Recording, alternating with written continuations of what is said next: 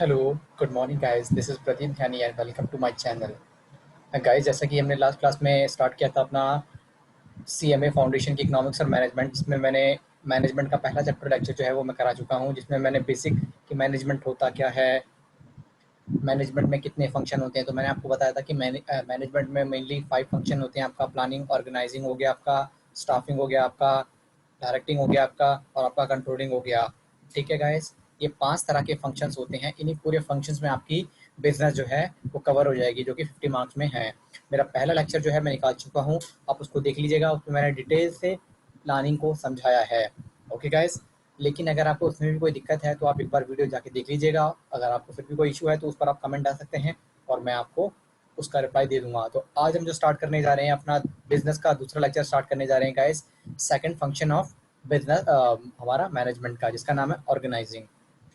ठीक है guys, guys organising का मतलब होता है कि चीज़ों को व्यवस्थित करना। ऑर्गेनाइज करना मतलब कि काम को कलेक्ट करना कि हमें क्या काम करना है, ठीक है ना। और फिर आगे हमें डिसाइड करेंगे कि हमें इस काम को, किस व्यक्ति को क्या काम देना है और किस व्यक्ति को क्या काम देना है। ये हम इसलिए करते हैं ताकि हम काम को बांट देंगे तो किसी एक व्यक्ति के ऊपर काम का बर्डन नहीं होगा। और दूसरी बात, हम जिस व्यक्ति को जो काम बांट देंगे, जो काम एलोकेट कर देंगे, वो व्यक्ति उस काम के लिए क्या होगा, लायबल होगा।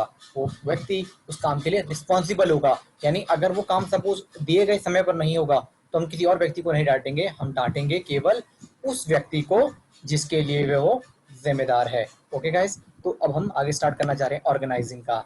देखिएगा गाइज, ये George Terry defines establishing the effective authority relationship among selected work persons and workplaces in order for the group of work together effectively। यानी हम क्या करते हैं कि लोगों को इकट्ठा लाते हैं ताकि वो एक साथ काम कर सके और काम का हम बंटवारा कर देते हैं ताकि काम को अच्छे से हम कर सकें।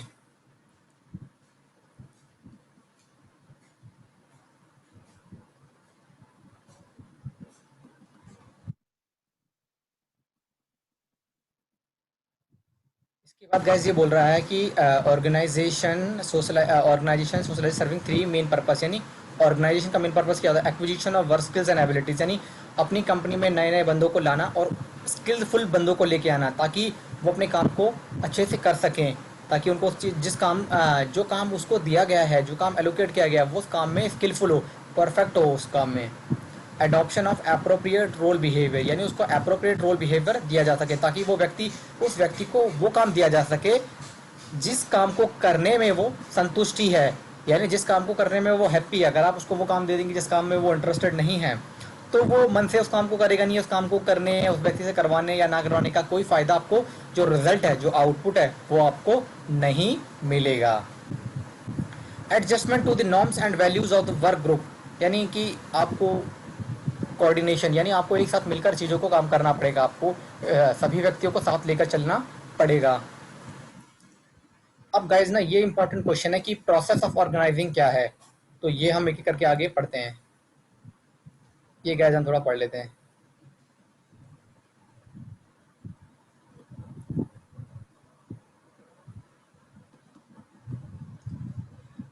सबसे पहला है गाइज, सबसे पहला है आइडेंटिफाई दी वर्क। मतलब कि हमें काम क्या करना है, हमें जो लोगों को काम बांटना है वो सबसे पहले तो हम ये डिसाइड करेंगे ना गाइज कि हमें काम करना क्या है। The first step in the organization process is to identify the work to be performed in the organization unit enterprise। यानी उस ऑर्गेनाइजेशन को क्या काम करना है। मान लीजिए कोई बिजनेस है, उसका पर्पस क्या है। मान लीजिए ओयो का है, वो लोगों को होटल्स प्रोवाइड करता है रहने के लिए, एक दिन 2 दिन के लिए रहने के लिए होटल्स प्रोवाइड करता है। ठीक है, आप देख लीजिए आपका ओयो हो गया। उसी तरीके से आप देख लीजिए आपका ओला हो गया। तो ये सब क्या है, ओला क्या सर्विसेज देता है, गाड़ी देता है, रेंट पर गाड़ी देता है, लोगों को कहीं जाना है आना है तो उसके बदले में चार्जेस लेता है। तो पहले तो डिसाइड करना पड़ेगा ना कि काम क्या करना है। जैसे भावेश अग्रवाल ओयो का जो ऑनर है, उन्होंने ये डिसाइड किया कि मुझे ओला गाड़ी का फंक्शन स्टार्ट करना है। दूसरा, ओयो का जो रतीश अग्रवाल है, ये डिसाइडेड कि मुझे इस इंडस्ट्री में जाना है। तो सबसे पहले तो काम को आइडेंटिफाई किया कि भाई मेरी ऑर्गेनाइजेशन को काम करना क्या है। फर्स्ट क्या है, identify the work, identify the work, identify the work. It is absolutely essential to identify the work to be performed to achieve the goals।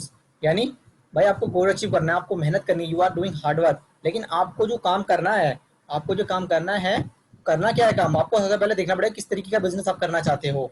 Work must be divided and distributed because no one individual and can perform the total work of an organisation single handed. यानी फिर हम जो काम हमें decide करना है, अब हम तो हमको एलोकेट करेंगे कि इस व्यक्ति को ये करना है, यानी इस टीम को ये काम करना है, इस टीम को ये वाला काम करना है और इस टीम को ये वाला काम करना है। आप काम को एलोकेट करोगे क्योंकि एक ही व्यक्ति सारे काम नहीं कर सकता। आपने देखा होगा ऑर्गेनाइजेशन में जो हम फाइनेंशियल्स बनाते हैं, प्रॉफिट एंड लॉस की एक अलग टीम होती है जो फाइनेंशियल्स बनाती है, जो बिल्स को पेमेंट करवाने की जो एपी की टीम होती है वो अलग होती है, एआर की टीम एक अलग होती है, अकाउंट रिसीवेबल की अलग टीम होती है। तो काम को बांटा जाता है ताकि जो व्यक्ति जिस काम में कुशल है, जो निपुण है, उस व्यक्ति को वो काम दिया जा सके। Identification and classification of work enable manager to concentrate the important activities, avoiding the necessary duplication, overlapping and wastage of effort। यानी काम को बांटेंगे तो क्या है कि उस व्यक्ति का फोकस उस काम पर रहेगा जो काम उसको एलोकेट किया गया है। ग्रुपिंग द वर्क, यानी अब हमें पता लग गया। दूसरा क्या है कि ग्रुपिंग दी वर्क पता लग गया कि हमें किस तरीके का बिजनेस करना है। अब उस बिजनेस में ये काम है तो ग्रुपिंग करेंगे, हम डिवाइड कर लेंगे वर्क को अमंग जो बंदे हैं।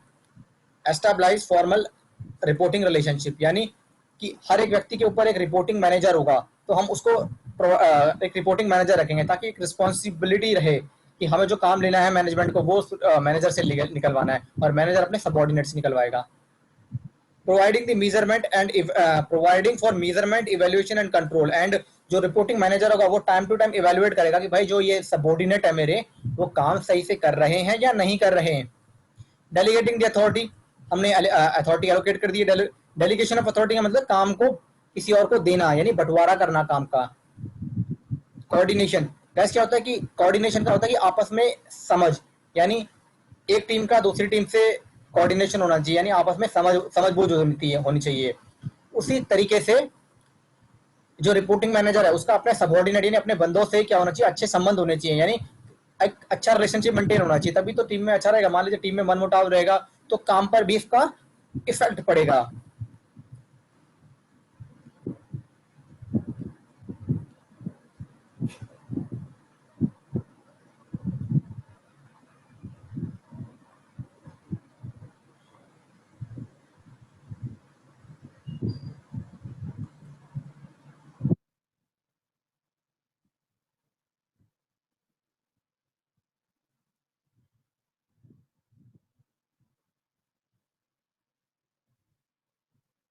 चलिए गाइस, अगला हम दो कर चुके हैं फंक्शन, अपने 5 फंक्शन है मैनेजमेंट के, 2 निपटा चुके हैं हम। पहला है हमारा प्लानिंग, दूसरा है हमारा ऑर्गेनाइजिंग, तीसरा है स्टाफिंग। स्टाफिंग में बिल्कुल सिंपल है गाइस।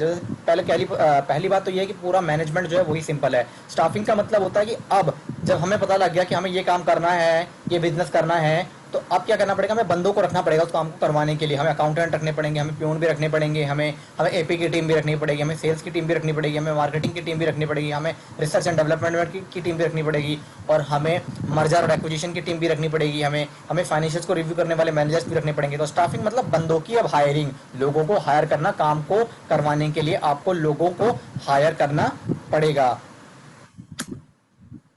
सिंपल है। Staffing is defined as the process of obtaining and maintaining the capable and competent people to fill the position, यानी कॉम्पिटेंट जो योग्य व्यक्ति है उन व्यक्तियों को ऑर्गेनाइजेशन में हम भरना स्टार्ट करेंगे, क्योंकि हमें पता लग चुका है कि काम करना है, कि ये काम करना है, तो काम को करवाने के लिए लोग भी तो आपको हायर करने पड़ेंगे। तो स्टाफिंग का मतलब आप कुशल बंदे रखेंगे। According to Kuntage and O'Donnell, staffing is the executive function which involve recruitment, selection, compensation, training, promotion, retirement of subordinate manager। यानी स्टाफिंग में सब कुछ आता है। आप बंदों को हायर करोगे, आप उनको सॉफ्टवेयर को समझाने के लिए उनको ट्रेनिंग दोगे, जो भी 3 महीने की, 2 महीने की जो भी होगी या 6 महीने की होगी, आप ट्रेनिंग दोगे, उनका प्रमोशन करोगे, उनको सही से कंपनसेशन दोगे।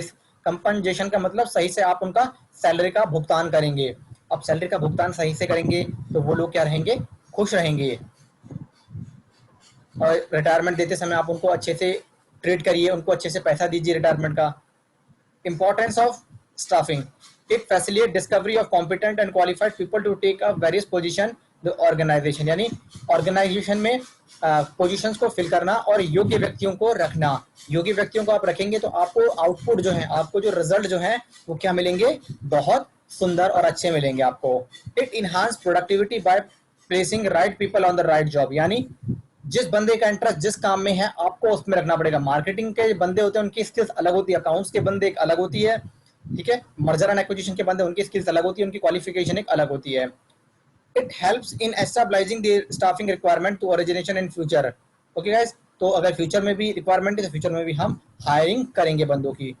It present the person to occupy the top position within the organisation. कई बार क्या होता है कि टॉप पोजीशन पर ना हम अंदर के बंदों को ही रख लेते हैं, इसको हम कहते हैं इंटरनल मूवमेंट होना। मान लीजिए कोई बंदा अच्छा काम कर रहा है तो उसको ही इंटरनली, हम बाहर से बंदे हायर ना कर इंटरनली हम बंदों को हायर कर लेते हैं। आगे भी हम इस चीज को पढ़ेंगे, डीप टॉपिक है हमारा। It helps development of people through the programme of training and development. यानी हम टाइम टू टाइम क्या करेंगे, अपने बंदों को ट्रेनिंग देंगे ताकि वो और एक्सपर्ट हो सके, काम को और एक्सपर्टाइज कर सके, उनके अंदर एफिशिएंसी ज्यादा से ज्यादा आए। अगला देखते हैं हम। It helps the organisation to make the best use of existing workforce. यानी अपने जो एग्जिस्टिंग वर्कफोर्स है, एग्जिस्टिंग जो अपने व्यक्ति हैं, आपने जो वर्कर रखे हुए हैं, आपने जो अकाउंटेंट रखे हुए हैं, आपने जो एपी की टीम रखी हुई है, आप उनको टाइम टू टाइम बूस्ट करिए, मोटिवेट करिए, उनको उनके अंदर मोटिवेशन लेवल लाइए। आप देखिए उसका रिजल्ट जो आपको अच्छा मिलेगा। It ensure adequate and equitable remuneration of workforce. आप उनको बढ़िया से सैलरी दीजिए, अच्छे से आप उनको रेमुनरेशन दीजिए ताकि वो खुश रह सके और अच्छे से हैप्पीली वो काम कर सके। वो आपके काम, उनके काम में दिखेगा, आपको आउटपुट जो है ना वो उतना आपको बहुत ही अच्छा मिलेगा उसके बदले में। It ensure in high employee moral and job satisfaction by placing the right people on the right jobs। यानी आपको जिस व्यक्ति का जिस काम में इंटरेस्ट है ना, आपको उस व्यक्ति को उसी में रखना चाहिए। और आपको अगर मान लीजिए जिस व्यक्ति का जिस काम में इंटरेस्ट है, आप उस व्यक्ति को उसी काम में देंगे तो देखिए आपको रिजल्ट बहुत अच्छा मिलेगा। वो काम को, जिस काम को करने में वो 1 घंटा लेता था, आज वो उस काम को 20 मिनट लेगा। ठीक है ना, तो यही बोला जाता है कि जो उस व्यक्ति का जिसमें इंटरेस्ट है, आप उस व्यक्ति को उसी लाइन में डालिए। आगे चलते हैं गाइस हम। It makes the top management aware of the requirement of manpower arising from transfer, promotion, transfer, retirement, death etcetera present employee. यानी उनको आप मोटिवेट करिए, इनको सही से रिटायरमेंट हो रहे हैं तो आपको रिटायरमेंट का सही से आप उनको कंपनसेशन दीजिए। आप हैप्पी रखिए अपने एम्प्लॉय को, ताकि जो नए आने वाले एम्प्लॉय कम से कम ये रखें कि हाँ यार, उनको नॉलेज हो कि यार जो बंदा रिटायरमेंट होता है तो अच्छा पैसा मिलता है। तो आप उनको एक मोटिवेशन दीजिए, बूस्ट दीजिए। मॉनेटरी बेनिफिट जो होता है वो बहुत ज़रूरी होता है किसी भी व्यक्ति के लिए, क्योंकि हर कोई व्यक्ति ऑर्गेनाइजेशन में आता है काम करने के लिए, वो मॉनेटरी बेनिफिट्स के लिए आता है, यानी पैसों के लिए तो आता है वो। स्टाफिंग प्रोसेस, अब हम क्या करेंगे, लोगों की भर्ती करेंगे तो उसकी प्रोसेस क्या है। सबसे पहला है मैन पावर प्लानिंग, कि आपको मैन पावर की तो जरूरत होगी, लोगों की जरूरत होगी ना, काम तो लोग ही करेंगे ना guys. also known as human resource planning. The manpower planning is a process of determining and assuring that organization will have an adequate number of qualified persons available at the proper times performing job which meets the need of the entire enterprise and which provides satisfaction to individual involved in ना। यानी भाई हम बंदों की hiring करेंगे, internal hiring करेंगे या external hiring करेंगे, है ना। जो naukri.com हो गया, उससे लोगों को बुलाएंगे, अपना एक पोर्टल होता है खुद का। और जो कंपनी में एम्प्लॉय अभी काम कर रहे हैं, हम उनसे ही बोलेंगे कि आप अपनी जान पहचान के बंदों को लाओ, जिनको हम रेफरल कहते हैं। उसके बदले में उनको रेफरल बोनस देते हैं। Manpower planning consist of following steps. Determination of organisation objective, की ऑर्गेनाइजेशन का ऑब्जेक्टिव क्या है, जैसा ऑब्जेक्टिव होगा उसी तरीके के बंदे रहेंगे हम। Determination of skills and expertise required to achieve the organisation development. यानी ऑर्गेनाइजेशन के ऑब्जेक्टिव को, उद्देश्य को पूरा करने के लिए हमें किस तरीके के बंदे की जरूरत है, उसी तरीके के बंदे को हम हायर करेंगे। estimating the additional human requirement in the light of organizational current human resource। हम उसी तरीके के ह्यूमन रिसोर्स को लाएंगे। Development action plan to meet the anticipated human resource needs. हम टाइम टू टाइम कुछ एक्शन प्लान लेंगे कि ताकि हमें जो हम एम्प्लॉय को हायर कर रहे हैं वो बहुत ही अच्छे हों और स्किलफुल हों। क्योंकि गाइस क्या होता है कि बहुत पैसा लगता है, खर्च होता है किसी भी कंपनी का। दूसरा है रिक्रूटमेंट। हम हायर करेंगे, फिर उनका सिलेक्शन करेंगे, उनको ट्रेनिंग देंगे, फिर placement and induction. Placement and induction का मतलब होता है गाइस, जब हमने किसी बंदे को हायर कर लिया, कि मान लीजिए हमने एक 20 बंदों को हायर कर लिया, तो हम उन बंदों को एक ज्वाइनिंग डेट देंगे कि आपको इस दिन आना है। तो क्या होता है, स्टार्टिंग का पहला दिन जो होता है ना वो इंडक्शन होता है। बड़ी बड़ी कंपनियां क्या होती है, जनपैक्ट हो गया, एसेंचर हो गया, ये कंपनियां क्या करती हैं कि एक दिन इंडक्शन करती है। यानी जो एचआर का एक बंदा होता है वो कंपनी के बारे में बताता है, कंपनी की पॉलिसीज के बारे में बताता है, एम्प्लॉय के लिए क्या कंपनी बेनिफिट देती है, क्या किस किस तरीके का बेनिफिट है, किस किस तरीके का अप्रेजल होता है, साल में सैलरी किस तरीके की बढ़ती है। तो एक इंडक्शन होता है, कई बार वो 2-3 दिन का होता है, किसी कंपनी में वो एक होता है। कंपनियों की पॉलिसी अलग अलग होती है। ठीक है ना, तो गाइज ये हो गया आपका।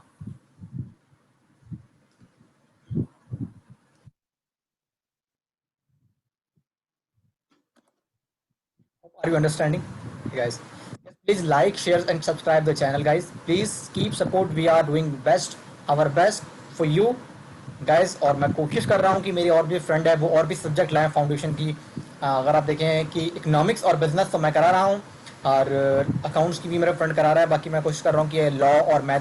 Please keep support. वीडियो देखिए, आपको कोई दिक्कत होती है, आप इंटर के हैं, फाइनल के हैं, कुछ किसी की भी दिक्कत होती है कि we are qualified CMA, I am a CMA Pradeep Dhyani, and you can ask whatever question you want to ask. Okay, keep support, keep motivating us. We are doing best for yourself. Okay, thank you so much, guys. अब हम start करते हैं आगे। Sources of requirement, guys. Sources of requirement का, guys, कि हम लोगों को किन तरीकों से लोगों की हायरिंग करेंगे। एक होता है इंटरनल सोर्स और एक होता है एक्सटर्नल सोर्स। इंटरनल सोर्स क्या होता है, गाइस? इंटरनल सोर्स का मतलब होता है कि हम कंपनी में जो अभी एग्जिस्टिंग एम्प्लॉय है, जो अभी काम कर रहे हैं करंट में, हम एक मेल के थ्रू सबको डालते हैं कि अगर आपकी जान पहचान में कोई बंदा है, हमारे पास ये अपॉर्चुनिटी है, ये वैकेंसी आ रखी है, ये जॉब आ रखी है, अगर आपकी जान पहचान में कोई बंदा है तो आप लाइए। तो जो इंटरनल एम्प्लॉयज होते हैं ना, वही अपने जान पहचान के बंदों को दे देते हैं। बदले में कंपनी उनको क्या करती है, एक रेफरल बोनस देती है।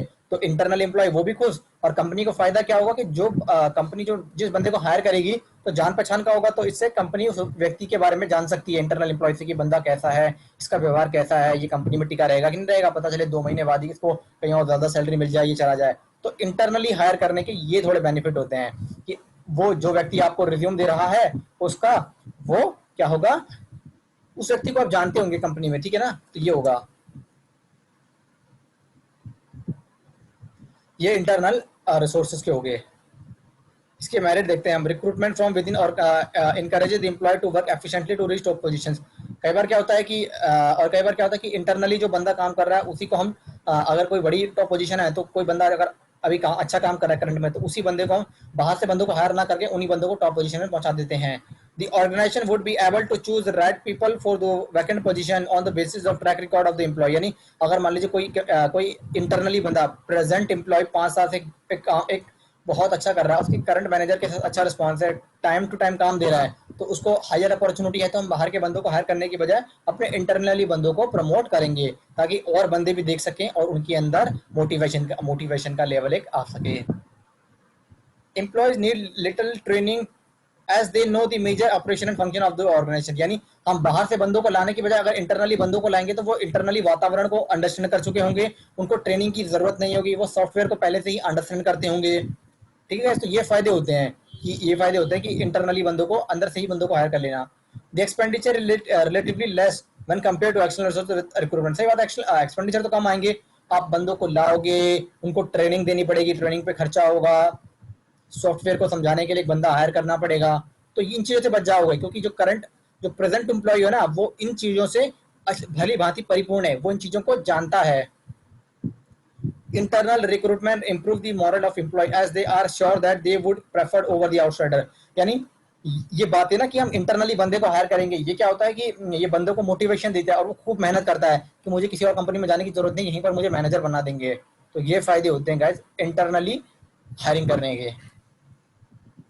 हर चीज के, गाइज, फायदे भी होते हैं तो नुकसान भी होते हैं। अब नुकसान देखना, अगर आप इंटरनली बंदों को हायर करेंगे तो उनको मतलब उनको पता है यार कि 5 साल बाद जो है मुझे मैनेजर बना देंगे, 5 साल बाद मुझे रिपोर्टिंग मैनेजर बना देंगे, 5 साल मुझे कंट्रोलर मैनेजर बना देंगे, 5 साल बाद मुझे टीम लीडर बना दे जाएंगे। तो वो क्या होगा कि दूसरी कंपनियों में ना जाएगा नहीं और इसी में आलसी बन जाएगा। कई बार ये होता है कि इंटरनली बंदों की एचआर से अच्छी बनती है ना, तो एचआर से आपस में बातें कर लेते हैं, और चाहे वो उस पोजीशन के लायक हो या ना हो, अगर उसके एचआर से रिलेशनशिप अच्छे हैं तो एचआर क्या है, वो पोजीशन उसको एलोकेट कर देता है। तो ये भी एक लिमिटेशन है कि आपकी एचआर से बनी है, आपको उस चीज की नॉलेज है या नहीं है, आपको वहां पर हायरिंग मिल जाती है। The internal sources of recruitment promote sycophancy and favouritism. मैंने कहा ना, फेवरेटिज्म का मतलब कि मान लीजिए आपकी एचआर के साथ बनती है, आपकी दोस्ती एचआर के साथ, एचआर ने आपका काम करवा दिया, तो ये बात गलत है। भले आप कॉम्पिटेंट हैं या नहीं है, उस पोजीशन के लायक हैं या नहीं है। Worker may be recruited not because of their suitability, यानी उसकी सुटेबिलिटी के हिसाब से नहीं, उसकी योग्यता के हिसाब से नहीं, but because they maintain good relation with the top management. कहा ना कि एचआर के साथ अच्छे रिलेशन है। The skills of existing employee may become obsolete and organization may have to resort the external recruitment inwardly। मतलब कि कई बार क्या होता है, आलसी हो जाते हैं जो इंटरनली बंदे होते हैं, उनको पता है कि कंपनी फायर करेगी नहीं, हटाएगी नहीं, हम सालों साल से इसी कंपनी में चिके हुए हैं, तो उनको अब नॉलेज भी नहीं होती है। अब क्या, नई नई जब नई जनरेशन आ रही है, यंग जनरेशन आ रही है, उनको सब है, उनको हर एक चीज़ की नॉलेज है, उनको इंडेस हो गया, टैक्सेशन की नॉलेज है, हर एक चीज़ की नॉलेज है, जीएसटी अपडेटेड है वो बंदे। लेकिन जो पुराने बंदे ना खुद को अपडेट करते हैं और ना ही नई चीज़ सीखने की वो कोशिश करते हैं। One universally accepted disadvantage of internal recruitment is Peter principle, which state that people are promoted until they finally reach the level of incompetence. मतलब कि वो कॉम्पिटेंस है या नहीं है, लेकिन फिर भी क्योंकि वो उस कंपनी से काफी साल से जुड़े हुए हैं, उनका एचआर के साथ अच्छा रिलेशन है, तो एचआर क्या करता है, उनको ऑटोमेटिक प्रमोट कर देता है। अब है एक्सटर्नल, मतलब कि हम बाहर से लोगों को हायर कर रहे हैं।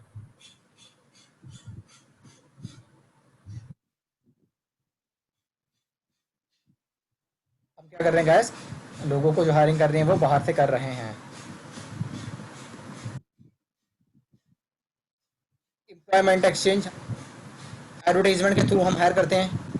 एजुकेशनल इंस्टीट्यूशन हो गया, उसके थ्रू एजुकेशनल इंस्टीट्यूशन मान ले आईसीडब्ल्यू कैंपस करवाती है, सीए कैंपस करवाती है, एमबीए के जो इंस्टीट्यूट है बड़े बड़े वो कैंपस करवाते हैं। ये अपने न्यूज़पेपर में छपवा देते हैं, नौकरी.com में छपवा देते हैं। एम्प्लॉयमेंट एक्सचेंज जो होते हैं यहाँ पे छपवा देते हैं। एम्प्लॉय वॉकिंग्स, कई बार ये वॉकिंग्स ही करवा देते हैं। एम्प्लॉय रेफरल्स, यानी इंटरनली जो एम्प्लॉय काम कर रहे हैं उनसे बोलते हैं कि भाई हमें बंदे की रिक्वायरमेंट, अगर आपकी जान पहचान में कोई है तो आप दीजिए उसका रिज्यूम हमें। मिसलिनियस का मतलब होता है कि और भी कई मेथड हैं।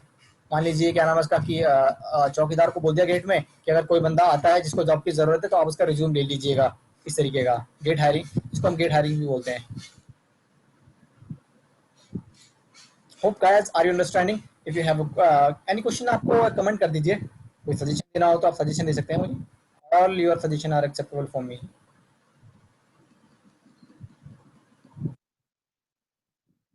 एक्सटर्नल सोर्सेज ऑफ रिक्रूटमेंट के एडवांटेज क्या है? Organisation can choose the wider spectrum under the external sources of recruitment. यानी एडवांटेज क्या है कि बहुत सारे, दो पोजीशन होगी और उसके लिए 62 बंदे आ जाएंगे, 100 बंदे आ जाएंगे, तो आपके पास ना क्या है कि मल्टीपल लोग हैं। आप अपने हिसाब से देखिए, आप उनमें से दो बंदों को चूज कर सकते हैं। आप देखेंगे कि जिसकी स्किल्स ज़्यादा है, जिसके पास डिग्रियाँ ज़्यादा है, जिसके पास प्रैक्टिकल नॉलेज ज़्यादा है, जिसके पास ज़्यादा नॉलेज है, जिसके पास एरिया को वर्क ऑफ एक्सपीरियंस ज़्यादा है, आप उसको लीजिए।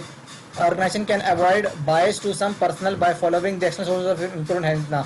मतलब कि पक्षपात नहीं होगा। इंटरनल में मैंने बताया था ना कि एचआर के साथ उसकी जान पहचान है तो एचआर हायरिंग दे देती है, लेकिन एक्सटर्नल में क्या है, कोई किसी को जानता ही है तो पक्षपात नहीं होता इसमें।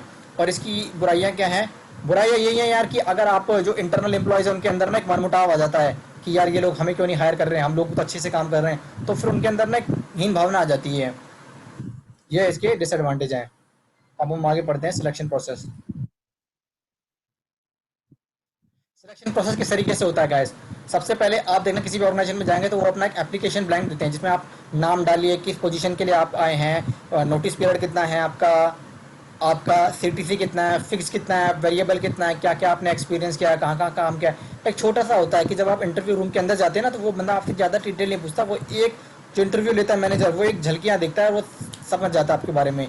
फिर प्रीलिमिनरी इंटरव्यू, यानी एचआर पहला इंटरव्यू लेती है। अगर एचआर को पसंद नहीं आता तो एचआर बाहर कर देती है। इससे क्या होता है कि बंदे छट जाते हैं, और जिन बंदों को आगे नहीं होना है तो वो भी अपना टाइम वेस्ट नहीं होता और वो भी क्या कर लेते हैं, अपना घर वापस आ जाते हैं। एम्प्लॉयमेंट टेस्ट, कई बार ऑर्गेनाइजेशन जो होती है अपना टेस्ट करवाती है। आपने देखा होगा कई बार ऑर्गेनाइजेशन इंग्लिश का हो गया, क्वांटिटेटिव एप्टीट्यूड हो गया, और रीजनिंग का हो गया, जैसे एसेंचर का एक पैटर्न टेस्ट लेती है। अब ब्रिटिश टेलीकॉम हो गया, कई ऑर्गेनाइजेशन लेती है, कई ऑर्गेनाइजेशन नहीं लेती है। फिर फाइनल इंटरव्यू जिसको हम पीआई कहते हैं, यानी फिर रिपोर्टिंग मैनेजर के साथ इंटरव्यू होगा। उसने हाँ कर दिया तो आपकी बल्ले बल्ले। बैकग्राउंड इन्वेस्टिगेशन, आपको इंटरव्यू कर दिया, दीजिए आपकी आपका बैकग्राउंड चेक करते हैं कि आपने पिछली कंपनियों में कितना साल काम किया है, जो आपने डिटेल दी है क्या ये ट्रू है या नहीं है, करवाती है बिल्कुल। मेडिकल आपका एग्जामिनेशन होता है, कोई बीमारी तो नहीं है आपको। फाइनल सिलेक्शन एंड प्रमोशन, यानी आपको ऑफर लेटर फाइनली दे दिया जाता है। देखेंगे बार हम इसको दोबारा से। पहले आपको क्या करना पड़ेगा, एप्लीकेशन, एक एप्लीकेशन देंगे, उसमें आपको डालना पड़ेगा क्या नाम है, क्या नाम है, क्या क्वालिफिकेशन है, कितना एक्सपीरियंस है, नोटिस पीरियड कितना है आपका, सीटीसी कितना है, एक्सपेक्टेड कितना है। प्रीलिमिनरी इंटरव्यू, यानी जो मैनेजर का इंटरव्यू होने से पहले आपको एचआर के साथ भी इंटरव्यू करवाना होता है। कई बंदों का एचआर वहीं बाहर कर देती है। एम्प्लॉयमेंट टेस्ट, एक ऑर्गेनाइजेशन जो अपना टेस्ट लेती है। फिर फाइनल इंटरव्यू होता है मैनेजर के साथ। फिर आपका बैकग्राउंड इन्वेस्टिगेशन होता है, आपके आपके जो कागज वागज है वो इन्वेस्टिगेट होते हैं आपने किस ऑर्गेनाइजेशन में किया है। मेडिकल एग्जामिनेशन होता है। Final selection and placement, training and training and placement. फिर क्या होता है कि ऑर्गेनाइजेशन जो होती है ना वो ट्रेनिंग देती है। ट्रेनिंग इसलिए देती है ताकि कोई भी व्यक्ति जिस ऑर्गेनाइजेशन में आता है वो हर एक व्यक्ति को, हर एक ऑर्गेनाइजेशन जो है ना उसका काम करने का तरीका एक अलग होता है। उनके अपने अपने सॉफ्टवेयर होते हैं। किसी भी व्यक्ति को भले वो उसके पास कितना एक्सपीरियंस है, लेकिन नई कंपनी में आने के लिए कम से कम 10 दिन, 15 दिन, 1 महीना, 2 महीना, हर महीना हर कंपनी जो है उसको ट्रेनिंग देती है कि आप इस सॉफ्टवेयर को समझिए, हमारा सॉफ्टवेयर अलग है, इसको समझिए, हम किस तरीके से अपने प्रॉफिट एंड लॉस बनाते हैं, हम किस तरीके से अपने बैलेंस शीट बनाते हैं, हम किस तरीके से कैश फ्लो बनाते हैं, हम किस तरीके से फाइनेंशियल्स बनाते हैं। आप उनको देखिए, आप सबॉर्डिनेट जो हैं और जो बंदे टीम में हैं उनसे आप सीखिए, अपने रिपोर्टिंग मैनेजर से सीखिए। तो हम ट्रेनिंग देते हैं, ट्रेनिंग के लिए बंदे रखे हुए होते हैं, वो सॉफ्टवेयर की इनको गाइडलाइंस देते हैं। Every training programme is aimed at, क्या पर्पस होता है, क्या पर्पस होता है, to increase the productivity of workforce, यानी फटाफट से सॉफ्टवेयर को समझे और फटाफट से काम पर वो व्यक्ति लग जाए, टाइम वेस्ट ना हो। To improve the quality of product, है ना, क्वालिटी हो, इंप्रूवमेंट हो। To help an organisation to fulfil its future personal needs, यानी अगर फ्यूचर में अगर आपको और बड़े टॉप लेवल के मैनेजमेंट चाहिए तो अभी से जो नीचे लेवल के जो बंदे आपने हायर किए हैं उनको प्रॉपर ट्रेनिंग दीजिए, उनको प्रॉपर अपनी गाइडेंस दीजिए, प्रॉपर उनको मोटिवेशन दीजिए, उनको बूस्टअप करिए। वही चलकर आपके जो है रिपोर्टिंग मैनेजर बनेंगे। To improve the health of worker, आप उनकी हेल्थ का भी ध्यान रखिए। To promote the safety of worker on the job, है ना, पूरी प्रॉपर सेफ्टी होनी चाहिए, प्रॉपर उनको फैसिलिटीज दीजिए। To prevent the obsolescence of employment at work, obsolescence का मतलब होता है कि ना टाइम टू टाइम एम्प्लॉय को ना आप अपडेट करते रहिए, उनको ट्रेनिंग देते रहिए। जैसे मान लीजिए अगर आप पुराने एम्प्लॉय तो उनको जीएसटी की भी थोड़ी बहुत नॉलेज दीजिए, प्रोग्राम कराइए, सेमिनार कराइए कंपनी के अंदर, किसी को एक्सपर्ट को बुलाइए ताकि नॉलेज रह सके, वैसे नहीं कि वो ऑब्सोलीट हो जाए। To maintain the personal growth of the employee in the enterprise, यानी कि एम्प्लॉय को मोटिवेट करिए टीम के अंदर ताकि उसका भी मन लगा रहे काम में। ऐसे नहीं कि आपको डिमोटिवेट करते रहे, you are not doing the work properly, इस तरीके से। To improve the overall organisation climate, यानी कंपनी का जो वातावरण है ना बहुत अच्छा होना चाहिए, कंपनी के जो एम्प्लॉयज हैं वो खुश होने चाहिए, उनका कंपनी के प्रति जो जो माइंड सेट है वो एक अच्छा होना चाहिए, कोई नेगेटिव नहीं होना चाहिए।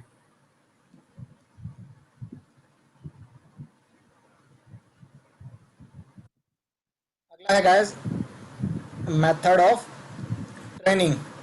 तो ऑन द जॉब ट्रेनिंग और ऑफ द जॉब ट्रेनिंग पढ़ते हैं हम, क्या होता है मेथड्स ऑफ ट्रेनिंग का। ऑन द जॉब ट्रेनिंग का मतलब होता है गाइस कि हमने क्या किया, हमने वैसे ट्रेनिंग नहीं दी, हमने बंदों को टीम में रख लिया और टीम के अंदर ही हमने किसी एक बंदे को बोल दिया कि साहब इसको ट्रेनिंग दीजिए, मतलब कि इनको काम को, सॉफ्टवेयर को समझाइए और फिर 2-4 दिन बाद ही काम करना स्टार्ट कर देंगे। तो ये होता है on the job training. Of the job training का मतलब कि अभी ना जॉब की भले ही ज्वाइनिंग हो चुकी है लेकिन आपको सेमिनार वेमिनार अटेंड करने पड़ेंगे, प्रॉपर टीम बनी हुई है हमारी। पढ़ते हैं हम इनको।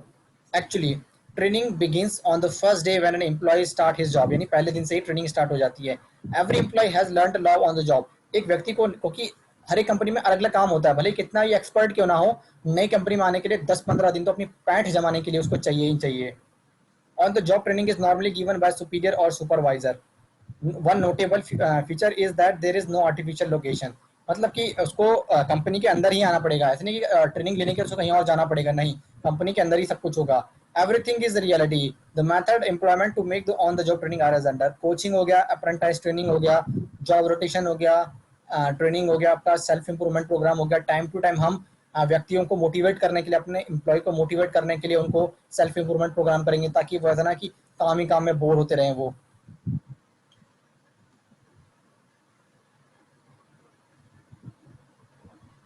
Merit of on the job training, one of the biggest advantage of on the job training is that training learns on actual working environment rather than on artificial environment, actually उनको बैठाकर काम सिखाया जाता है, ये इसका एडवांटेज है। The trainee observe the rules regulation and system which followed in day to day organization life, यानी ऑब्जर्व करता है ट्रेनी की वहाँ का वर्क कल्चर कैसा है।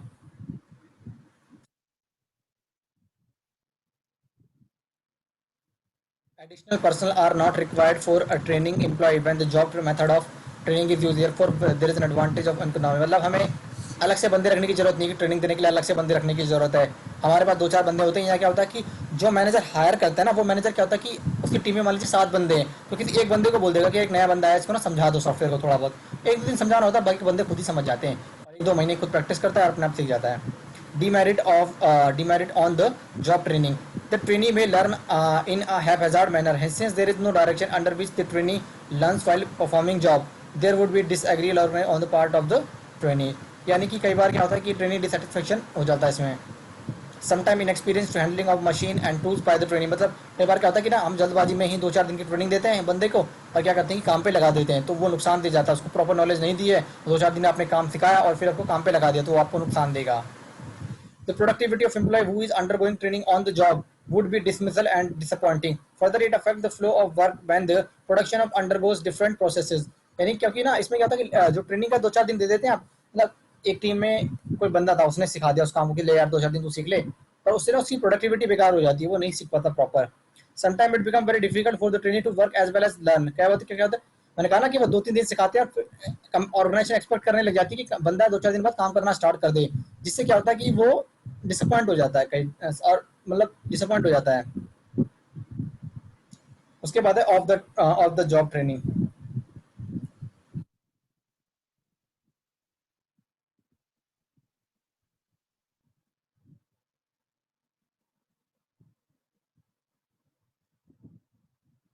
as the same as the name itself indicate off the job training refer to training conduct away from the actual working. यानी क्या होता है कि जो जहां पर काम हो रहा होता है ना उससे दूर व्यक्ति को ट्रेनिंग दी जाती है। एक ट्रेनिंग की वहां पर एक टीम बनी होती है पर्टिकुलर, जो जो नए नए बंदा है उनको हम उस सॉफ्टवेयर की देते हैं। मतलब जहां पर उनका मैनेजर होगा, जहां पर उनकी टीम होगी, उनसे अलग उनको एक नया काम दिया जाएगा। पहले मेथड में क्या था कि टीम के साथ ही टीम का ही कोई एक बंदा क्या था, काम को समझाता था, लेकिन यहाँ पर एक प्रॉपर टीम बनी हुई है। उनको लेक्चर मिलते हैं, क्लासिकल इंस्ट्रक्शन मिलते हैं, क्लासरूम के इंस्ट्रक्शन मिलते हैं, कॉन्फ्रेंस का मेथड होता है, मतलब एक टीम बनी होती है प्रॉपर कॉन्फ्रेंस की, role playing, case studies, T grouping married cat. This type of training gets employees away from their work environment to a place where their employee frustration bustle of work are estimated. The more relaxed environment can help employees to absorb more information as they feel less under pressure to perform। यानी कई बार क्या होता है कि पहले method में क्या था कि मैनेजर के सामने ही उसको सिखाया जाता है, यानी किसी उसी की टीम का एक और बंदा तो था, उसको सिखा दिया कि यार रमेश तो उसको सिखा दे। लेकिन इसमें क्या है कि वो टीम मैनेजर सबसे दूर, उसको एक अलग प्रॉपर टीम होती है, वो टीम इसको सिखाती है, तो उसे कहता है कि वर्क प्रेशर कम हो जाता है। पहले मेथड में काम सीखता भी था, उस काम को करता भी था, इसमें क्या भी काम करना नहीं है, आपको बस फोकस रखना है सीखने पर। उसका एक जगह फोकस होता था काम को सीखने में। Can be source to supply latest information, current trade, skill and technique. है ना, इसमें क्या है कि जो नई टेक्नोलॉजी होती है वो सीखने को मिलती है। Expert in their field would cover these courses. यानी जो एक्सपर्ट होते हैं वो सिखाते हैं, तो उनको समझने में आसानी होती है। As the course are held externally, our company would not have added cost incurred as a result of extra equipment or additional as the courses are held externally, our company would not add additional cost। यानी उनको बस एक fees दे देनी पड़ती है और कोई additional cost नहीं आती। Sending an employee on a course could help an employee feel more valued as they would feel as if they are receiving a quality training। यानी एम्प्लॉय को अच्छा लगेगा कि उसको एक क्वालिटी ट्रेनिंग मिल रही है, उसको लगेगा, उसको चीज़ों को समझने में आसानी होगी, समझने के लिए समय दिया जा रहा है, एक्सपर्ट उस चीज़ को समझा रहे हैं तो उसको आसानी होगी और वो थोड़ा खुश होगा। As many courses or seminar invite employees from the other companies to attend, this would allow employees to network and perhaps sum up dreams। यानी नेटवर्क बनाने में भी हेल्प मिलती है। अब इसके डीमेरिट पढ़ते हैं।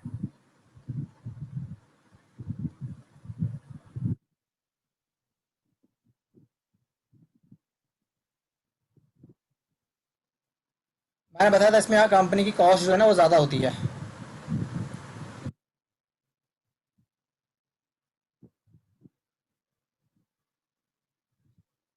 As there is no real way to know the abilities both as a trainer and their subject knowledge of the people to deliver national services, there is no guarantee this। कहने का मतलब क्या है, देखो company तो अपनी तरीके से जो जो एक्सपर्ट होती है ना, एक्सपर्ट होती है उनको रखती है, लेकिन कई बार ये भी होता है कि कई बंदों को समझ में आता है या नहीं आता, तो वो पता नहीं चल पाता है यहाँ पर।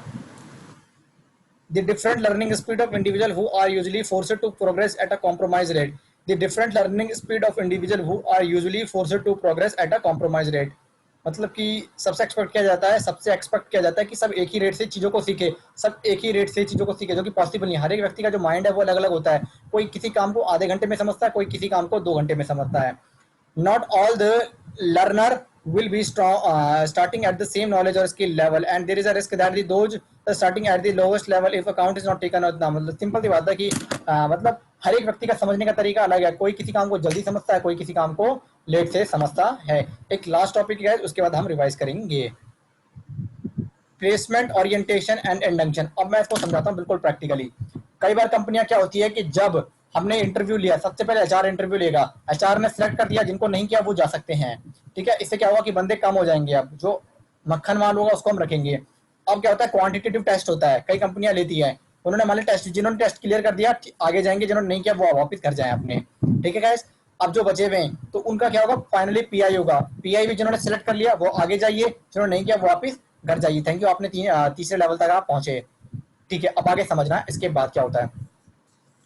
कंपनी एक ज्वाइनिंग डेट दे देती है, ज्वाइनिंग डेट में बंदे आते हैं, ज्वाइन करते हैं, और फिर क्या होता है कि पहले दिन क्या होता है कि ओरिएंटेशन होता है, इंडक्शन होता है। इसका मतलब क्या होता है कि कंपनी का जो एचआर का बंदा होता है ना, वो कंपनी की पॉलिसीज के बारे में समझाता है, कंपनी के बेनिफिट के बारे में समझाता है कि कंपनी एम्प्लॉय के प्रति कितनी लायबल है, कंपनी एम्प्लॉय का कितना सोचती है, क्या क्या बेनिफिट एम्प्लॉय को दिए जाते हैं, ये सारी चीजें इंडक्शन में होती है। तो ये था हमारा गाइज, आज हमने ऑर्गेनाइजेशन देखा और हमने स्टाफिंग देखा। हम 3 फंक्शन कर चुके हैं, 5 फंक्शन है मैनेजमेंट के, प्लानिंग, ऑर्गेनाइजिंग, स्टाफिंग, डायरेक्टिंग और कंट्रोलिंग, ठीक है। डायरेक्टिंग को हम लीडरशिप भी बोलते हैं।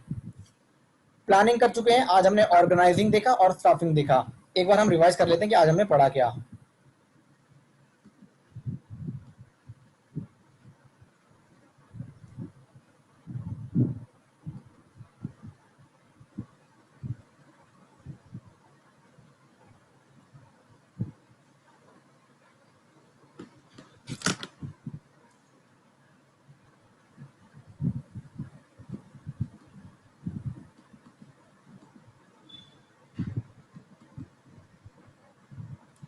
सबसे पहले देखा हमने फंक्शन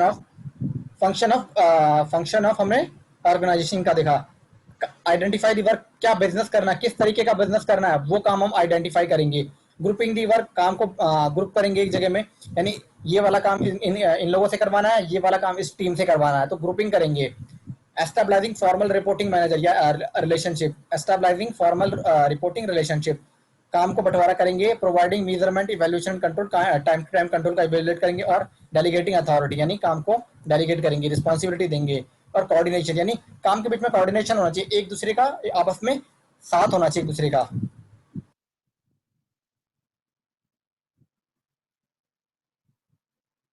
स्टाफिंग यानी लोगों की हायरिंग करना, लोगों को बंदे को लोगों को रखना आप। स्टाफिंग प्रोसेस में हो गया आपका, पहला होता है मैन पावर प्लानिंग, आप देख रहे हैं यहाँ पर। दूसरा है रिक्रूटमेंट, हम उनको रिक्रूटमेंट करेंगे। तीसरा उनकी सिलेक्शन करेंगे, फिर उनको हम ट्रेनिंग देखेंगे और फिर उनकी प्लेसमेंट हो जाएगा। सोर्सेज ऑफ इंटरनल, मतलब कि इंटरनल सोर्सेज का मतलब कंपनी के अंदर ही ये जो बंदे हैं उन्हीं को प्रमोशन करके उनको हायरिंग करना। और एक्सटर्नल मतलब कि बाहर से लोगों को हायरिंग करना, बाहर से मतलब Naukri.com से रख लिया आपने, लिंक्डइन से रख लिया आपने।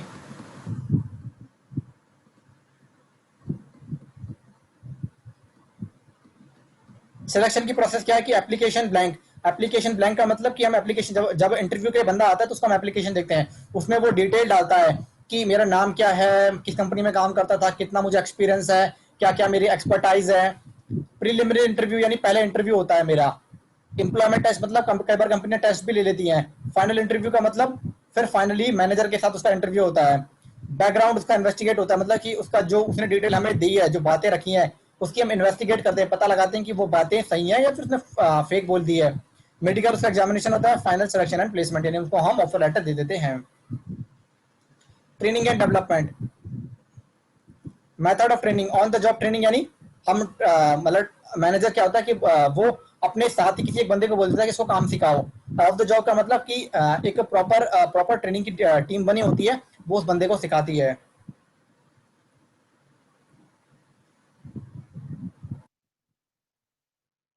उसके बाद placement, orientation and induction, last topic मैंने बताया था कि कंपनी जब बंदों को ऑफर लेटर दे देती है, तो जब ज्वाइनिंग दिन होता है ना, तो पहले दिन क्या होता है, इंडक्शन होता है, ओरिएंटेशन होता है, जिसमें कंपनी क्या करती है, बंदों को, जो बंदे हायर किए उनको बताती है कि कंपनी किस तरीके से एम्प्लॉय के बारे में कितना अच्छा सोचती है, क्या क्या किस तरीके उनके इंश्योरेंस है, उनकी फैमिली के लिए इंश्योरेंस है, सैलरी का पैकेज क्या, अप्रेजल क्या है, क्या क्या बेनिफिट है, तो ये सारे बेनिफिट कराते हैं। तो गाइज आज के लिए इतना ही, लगे रहिए, बने रहिए, हम बिजनेस का जो है नया चैप्टर लेकर आएंगे। कोई डाउट है, कोई कुछ भी आप कमेंट कर सकते हैं, कुछ आपको लगता है कि वो इम्प्रूवमेंट के एरियाज हैं तो आप उसको बताइए, कुछ भी पॉइंट है आप बताइए।